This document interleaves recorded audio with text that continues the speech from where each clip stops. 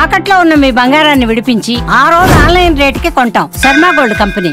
సినీ నటుడు పోసాని కృష్ణమురళి గుంటూరులోని జడ్జి ఎదుట కన్నీరు పెట్టుకున్నారు. తనకు మరో 2 రోజుల్లో బెయిల్ రాకపోతే ఆత్మహత్య శరణ్యమంటూ బోరున విలపించారు. తన ఆరోగ్యం బాగాలేదన్న పోసాని కృష్ణమురళి డాక్టర్లు 2 సార్లు ఆపరేషన్ చేసి స్టంట్లు వేశారని కోర్టులో కంటతడి పెట్టుకున్నట్లుగా తెలుస్తోంది.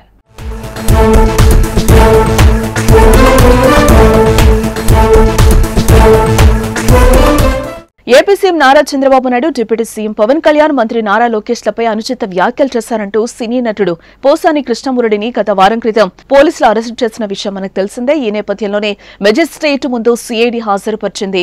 మెజిస్ట్రేట్ ముందు పోసాని కన్నీరు పెట్టుకున్నారు. మెజిస్ట్రేట్ ముందే న్యాయవాదులతో పోసాని ఆవేదన వ్యక్తం చేశారు. తనను లోకేష్ పార్టీలోకి రమ్మన్నారు. రానన్నా నాకు నార్కో ఎనాలిసిస్ టెస్ట్ చేయండి. సోషల్ మీడియాలో పోస్టులు పెడితే ఎన్ని కేసులు పెడతారా, నా మీద ఎన్ని కేసులు పెట్టారో నాకే తెలీదు అంటూ పోసాని వాపోయారు. ఇక తనను రాష్ట్రమంతా తిప్పుతున్నారని, తాను తప్పు చేస్తే కఠినంగా శిక్షించండి అంటూ పోసాని ఆవేదన వ్యక్తం చేసినట్లుగా తెలుస్తోంది.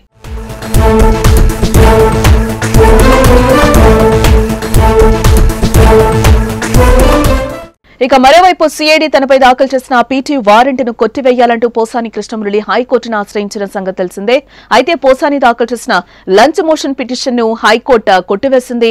పోసాని కృష్ణమురళిని పీటీ వారెంట్పై ఇప్పటికే కర్నూలులో అదుపులోకి తీసుకున్నట్టుగా పబ్లిక్ ప్రాసిక్యూటర్ హైకోర్టుకు తెలిపారు.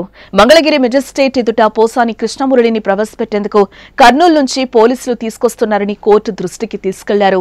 ఇరుపక్షాల వాదనలు విన్న high court Posani Krishnamurali lunch motion petition ను కొట్టివేసింది.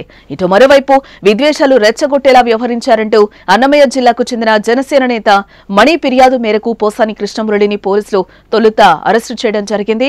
జనసేన నేత ఫిర్యాదు మేరకు అన్నమయ్య జిల్లా ఓబుళవారిపల్లిలో పోసానిపై కేసు నమోదైంది. దర్యాప్తులో భాగంగా ఫిబ్రవరి నెలలో పోసాని కృష్ణమురళిని ఏపీ పోలీసులు హైదరాబాద్ లో అరెస్టు చేశారు.